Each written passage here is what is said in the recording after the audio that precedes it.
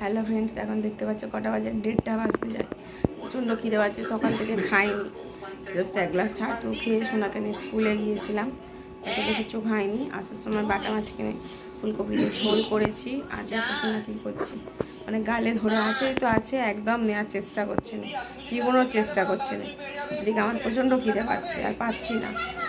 তো দেখো ভাত খাওয়াচ্ছি, মানে গালে কিরম ধরে থাকে।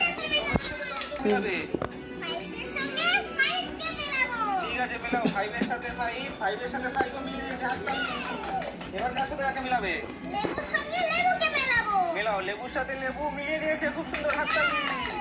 এবার আর একটা বাকি আছে, গালটা না, দিয়া সবগুলো গালটা না, গালটা না।